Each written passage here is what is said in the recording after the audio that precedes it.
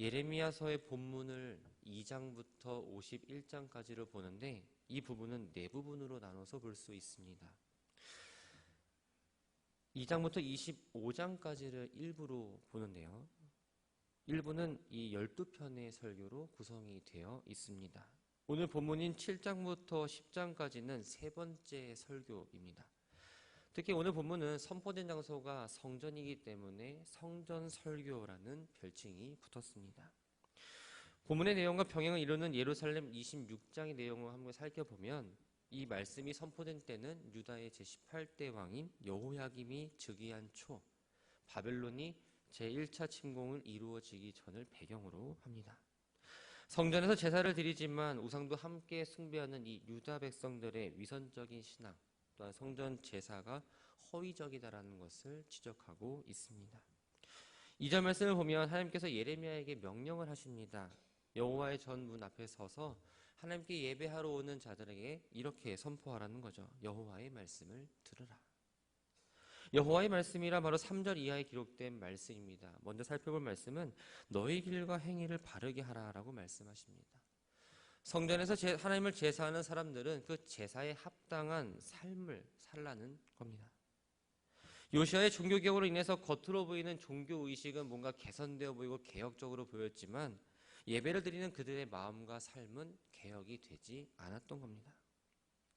그래서 하나님은 유다 백성들에게 패역하고 순종했던 것을 인정하고 회개하면 내가 너희로 이곳에 살게 하리라 라고 말씀하시죠. 이 말 안에는 아무리 너희들이 예배를 많이 드리고 열심히 드린다 할지라도 그 안에 위선적인 그 마음이 계속적으로 있다면 이곳에서 참된 평화를 누리지 못할 거라는 의미를 담고 있습니다. 4절을 보면 너희는 이것이 여호와의 성전이라 하는 거짓말을 믿지 말라고 말씀을 하십니다. 성전은 거룩한 하나님의 임재의 처소입니다.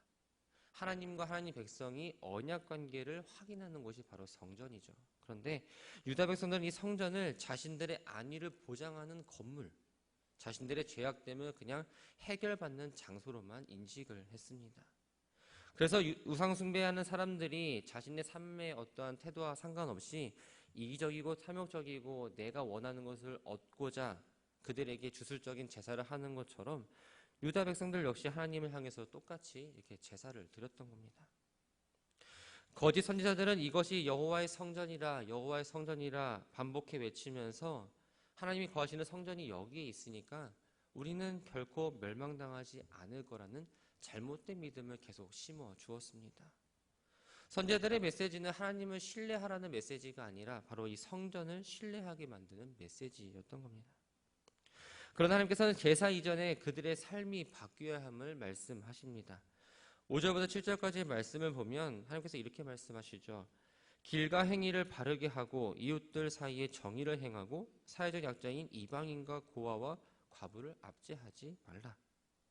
불의한 일을 저질러서 의로운 사람, 죄 없는 사람이 희생당한 일이 없도록 하고 우상을 숭배하지 말아라. 이렇게 한다면 그들에게 베푸신 그 땅에서 영원히 누리게 하시겠다라고 약속을 하십니다. 그런데 하나님이 이러한 경고 메시지, 이러한 권면의 메시지에도 불구하고 그들의 삶의 변화를 기대할 수는 없었습니다. 그 이유가 무엇인지 심판을 자초한 유다 백성들의 행동이 어떤 것인지를 그 다음부터 이렇게 이야기합니다. 먼저 무익한 거짓말에 의존했다라는 겁니다. 무익한 거짓말이란 바로 앞에서 말씀드린 것처럼 성전에서 제사만 드리면 우리 유다는 안전하다라는 주장입니다. 두 번째는 도둑질하며 살인하며 간음하며 거짓 맹세를 했다라는 거죠. 이 죄악들은 보면 다 도덕적인 죄악들입니다. 10계명 중에서 제6계명부터 9계명까지의 것들을 다 위배했습니다. 유다 백성들의 이러한 범죄는 그들이 하나님을 믿지 않는 불신앙의 증거라고 말할 수 있습니다. 왜냐하면 하나님에 대한 신앙은 반드시 이웃에 대한 사랑으로 나타나게 되어 있는데 유다 백성들의 삶은 반대로 나타났기 때문입니다. 세 번째는 바알에게 분향하며 알지 못하는 다른 신들을 따랐다라고 말씀합니다. 이 죄악은 종교적인 죄악으로서 제1계명과 제2계명을 위배하는 행동이었습니다. 알지 못하는 다른 신이란 말은 유다인들과는 아무런 상관이 없는 이방신들입니다.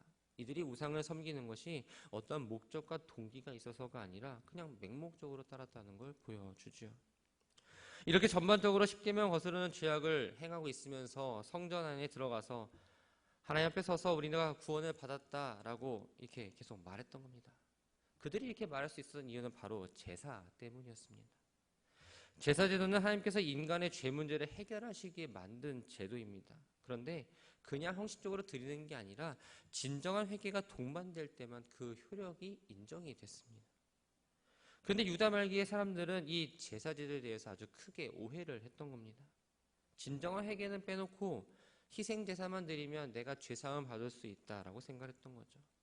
그것은 그냥 죄를 회개하는 것이 아니라 죄를 짓는 것에 불과했고 또 죄 짓는 것에 대해서는 결코 두려워하지 않았습니다. 하나님이 이처럼 성전의 의미를 퇴색시킨 유다 백성을 향해서 이 집이 너희 눈에는 도둑의 소굴로 보이느냐라고 말씀을 하십니다. 즉 종교적인 범죄를 이제는 보고만 있지 않겠다라는 것을 말씀하시죠. 유다는 자신들의 위선적인 행동을 속일 수 있을 거라 생각했지만 하나님은 계속적으로 그 모습을 보고 계셨습니다. 그리고 이 행동들을 심판의 증거물로 하나하나 모으고 계셨던 거죠. 행악의 온상이 되어버린 성전은 더 이상 하나님의 처소가 될 수 없었습니다. 그리고 그 기능을 상실했기 때문에 실로의 성소를 파괴하신 것처럼 예루살렘 성전도 파괴하고 즉 유다가 멸망하게 될 거다라고 말씀을 하십니다. 실로는 가나안 정복 전쟁의 지휘자였던 여호수아가 이스라엘 백성이 가나안에 입성한 후에 회막을 설치했던 곳입니다. 그 뒤로 여호와의 성소는 약 300년 동안 그곳에 머무르게 되었죠. 그런데 이 엘리 제사장 시대에 이스라엘이 극도로 타락하게 됩니다. 엘리 제사장뿐만 아니라 그의 아들들 또 이스라엘 범죄로 인해서 결국 블레셋에 의해 파괴를 당하고 맙니다. 지금은 유다 백성들의 죄로 더러워졌기 때문에 바로 예루살렘 성전을 파괴하시겠다라고 선포하시는 거죠. 그런데 하나님께서 유다가 아주 멸망할 정도로 악을 행했다고 해서 곧바로 시행하지는 않으셨습니다. 13절을 보면 새벽부터 부지런히 말하여도 너희가 듣지 않았고 불러도 대답하지 않았다라고 말씀합니다. 하나님은 멸망마다 마땅한 유다 백성들을 향해서 인내하시면서 그들이 돌아오기를 계속적으로 호소하셨습니다. 그런데 그들이 하나님의 음성에 귀 기울이지 않았다라는 겁니다. 그들의 맞은 결과는 무엇일까요? 아수르에서 북이스라엘 멸망했던 것처럼 유다 역시 그런 운명에 처해지게 될 것이고 이 예언은 주전 586년에 바빌론에 의해서 멸망당하고 포로로 끌려가는 것으로 성취가 되었습니다. 16절부터 20절까지 말씀을 보면 하나님께서 예레미야에게 유다를 위한 중보기도를 하지 말라라고 말씀하십니다. 유다 백성들 위해서 기도하지 말고 부르짖어 구하지 말고 간구하지 말아라. 너희의 말을 듣지 않겠다. 과거 소돔과 고모라가 멸망할 당시에 아브람을 통한 중보기도를 허락하셨습니다. 이스라엘 광야에서 범죄를 저지를 때에도 모세의 중보기도를 들으셨고 아수르의 수도인 니느웨 사람들의 구원을 하시기 위해서 선지자 요나를 보내셨습니다. 그런 것들 생각해 보면 이 말씀은 사실 이해가 되지 않아요. 그런데 왜 하나님께서 유다 백성들 향해서 중보기도 하지 말라는 이유가 바로 17절과 18절에 나와 있습니다. 바로 우상 숭배 때문입니다. 본문에 보면 하늘의 여왕이라는 표현이 나옵니다. 이 하늘의 여왕은 아수르와 바벨론에서 숭배했던 여신 이시타르를 의미합니다. 이 신은 사랑과 풍요와 전쟁의 신이었습니다. 그래서 열왕기하 21장을 보면 이 유다에서는 므낫세 왕 때 가장 성행했다라는 것을 볼 수 있죠. 하늘의 여왕을 중요한 여신으로 섬길 뿐만 아니라 또 다른 신들을 계속적으로 섬기는 모습도 볼 수 있습니다. 이러한 모습을 보시고 하나님께서 크게 분노하시고 자기 얼굴에 부끄러움을 자취함이 아니냐라고 말씀하십니다. 즉 유다인들이 우상을 숭배하는 게 본인들을 구원하는 그런 일이 아니라 오히려 자신들을 해치는 일이 되었다라는 겁니다.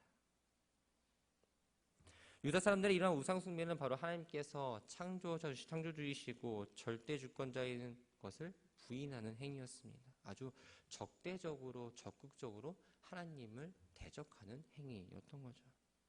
그래서 그들이 하나님 심판을 받아 큰 수치를 당하는 건 스스로 만든 피할 수 없는 운명이 되었던 겁니다.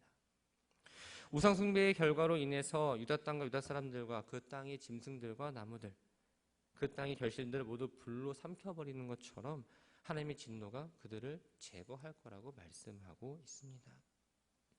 21절부터 28절까지의 말씀은 유다 백성들의 불순종에 대해서 지적을 합니다. 근데 21절을 보면 하나님께서 형식적으로 드리는 제사의 제물을 먹으라고 명령을 하시죠. 너희 희생 제물과 번제물의 고기를 아울러 먹어라. 번제는 원래 제물 전체를 불태워서 하나님께 바치는 제사입니다. 제물과 함께 자신의 몸과 마음 전체를 하나님께 다 바친다는 헌신의 의미를 담고 있습니다. 그러나 예레미야 당시 유다인들의 번제는 참된 헌신이 없었던 겁니다. 이 하나님은 외식적인 종교의식을 책망하셨고 그 마음이 담기지 않는 번제를 받지 않겠다라고 말씀을 하신 거죠. 22절, 23절을 보면 하나님께서 출애굽한 이스라엘 백성들과 신내 광야의 언약을 맺었던 것을 회상하십니다. 내가 너희 조상들을 애굽 땅에서 인도해냈나이란 말은 하나님께서 이스라엘 백성들과 이 신내 광야에서 언약을 체결했던 날을 말합니다. 그날의 번제나 희생에 대해서 말하지 아니하며 명령하지 않았다라고 말씀을 하시죠. 그런데 하나님은 이스라엘 백성들이 신내 광야에서 머물 당시에 회막을 세운 후에 그곳에서 모세를 불러서 제사에 관한 각종 규례들을 주셨습니다. 그게 바로 레위기서죠. 레위기는 제사 규례는 이스라엘 백성들에게 선민 언약 체결의 조건은 아니었습니다. 하나님은 이스라엘과 언약을 체결할 당시에는 이 제사법에 대해서는 말씀하시지 않으셨습니다. 그들에게 베푸신 구원, 하나님과 이스라엘 백성 사이의 관계를 확인을 시켜주시면서 이 출애굽기 19장 5절과 6절에서는 이스라엘 백성들이 하나님 말씀에 순종하면 그들의 하나님이 되고 그들은 하나님의 백성이 되며 복을 주시겠다라고 말씀을 하신 겁니다. 이스라엘 백성들이 하나님의 언약 백성임을 확인시켜주는 건 그 제사가 아니라 바로 하나님의 말씀에 대한 순종이었던 겁니다. 사실 제사는 하나님께만 드리는 게 아니라 이방 신에게도 드리는 행해졌던 행동입니다. 그래서 제사로는 언약 백성인지 아니면 이방 신을 섬기는 사람인지를 구분할 수 없었죠. 하나님 백성을 가리는 여부는 바로 하나님 말씀에 대해서 순종하느냐 그렇지 않느냐였습니다. 하나님은 유다 백성들과 언약을 체결하고 그들에게 하나님 백성으로서 명하신 길로 가기를 권면하셨지만 유다 백성들은 그 명령을 듣지 않고 자신의 길로 가게 됩니다. 유다의 이러한 행위는 어제 오늘의 일이 아니었습니다. 거슬러 올라가 보면 조상들부터 물려받았다는 걸 볼 수 있죠.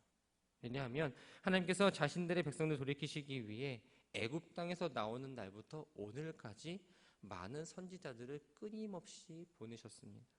그런데 그들은 오히려 돌이키지 않고 오히려 조상들보다 지금 더 강팍하고 완고한 마음으로 하나님의 말씀을 듣지 않습니다.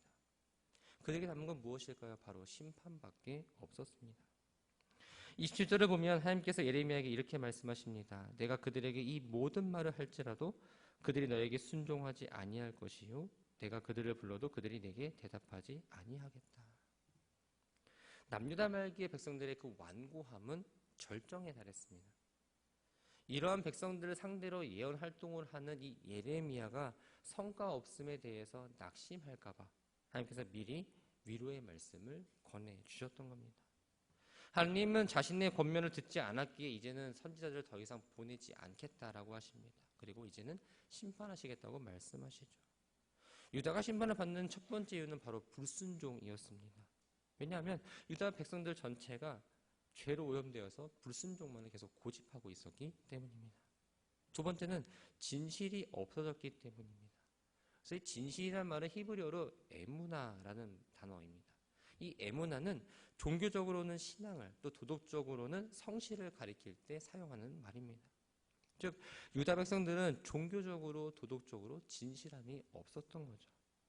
스스로는 하나님의 백성이라 부르고 하나님을 찾습니다. 하나님 앞에 맹세하고 하나님께 제사를 드립니다. 하지만 그 안에는 진실함이 없었던 겁니다. 제사뿐만 아니라 그들의 삶 가운데서도 진실함이 없었죠. 다른 사람들에 대해서 자신의 유익을 위해서라면 그들을 이용하기도 하고 그 사람들을 속이기도 하고 그냥 상대방을 자기 이익의 수단으로만 보았던 겁니다. 하나님 보시기에 이러한 유다 백성들의 모습은 옳지 않았습니다. 그래서 과거 가나안 땅에 정착해 사는 이들이 불경건함과 죄악됨으로 심판을 받아서 그 땅에서 내쫓았던 것처럼 유다 백성들도 동일한 심판을 받을 수밖에 없었던 겁니다. 29절부터 34절까지의 말씀을 보면 이 하나님의 심판의 결과로 인해서 유다에게 있게 될 슬픔에 대해서 말씀하십니다. 29절을 보면 머리털을 베어버리고라는 표현이 나옵니다. 이 고대 근동에서 머리털을 삭발하는 건 극단적인 슬픔이나 어떤 사건을 당했을 때 하는 행동입니다. 즉 하나님의 심판이 유다에게 아주 철저하게 임하게 될 거라는 것을 의미합니다. 이러한 심판을 당하게 된 원인을 보면 30절에 이렇게 이야기합니다. 하나님의 이름으로 일컬음받는 집에 가증한 것을 두어 더럽혀졌기 때문이다. 여기서 집은 바로 예루살렘 성전을 말하고 가증한 것은 우상을 말합니다. 이 성전 안에 우상을 넣어 더럽혔다라는 거죠. 또 31절 말씀을 보면 흰놈의 아들 골짜기에 도벳 사당을 건축하고 그들의 자녀들을 불에 살랐다라고 말합니다. 이 암몬의 신이었던 몰렉을 위한 사당을 지었고 인신 제사를 드렸다라는 겁니다. 하나님께서 원하셨던 것은 인신 제사가 아니었죠. 이 인신 제사는 므낫세 때 아주 성행을 했고 요시야 때는 멈춰뒀다가 다시 이 여호야김 때에 성행했다는 것을 우리가 알 수 있습니다. 자녀까지 불살라서 가증한 짓에 서슴지 않았던 이 유다 백성들의 그 죄의 현장이 바로 죽음의 골짜기가 되어 버린 겁니다. 그들의 형벌의 장소가 될 것을 미리 예언하셨죠. 이스라엘 사회에서 죽은 사람이 매장되지 못하고 들짐승의 밥이 되는 건 최대의 저주로 여겼는데 이 유다 백성들이 하나님의 진노를 받게 되므로 그들에게는 기뻐하는 소리, 즐거운 소리가 사라지게 된다는 것을 이야기하며 오늘 본문을 마무리합니다. 말씀을 정리합니다. 예레미야 시대 유다 백성들은 하나님의 말씀에 귀 기울이지 않았습니다. 형식적인 제사만 있을 뿐입니다. 스스로 하나님을 예배합니다, 하나님을 찬양합니다라고 했지만 그들은 하나님 백성이 아닌 단순히 종교인으로서의 모습으로 살았습니다. 사랑하는 성도 여러분, 여러분들의 모습은 어떻습니까? 이 새벽 예배를 드릴 때뿐만 아니라 모든 예배를 드릴 때에 정말 전심으로 하나님 앞에 나아가십니까? 예배뿐만 아니라 여러분들이 주어진 삶 가운데에 하나님 말씀이 얼마나 귀 기울이며 살아가십니까?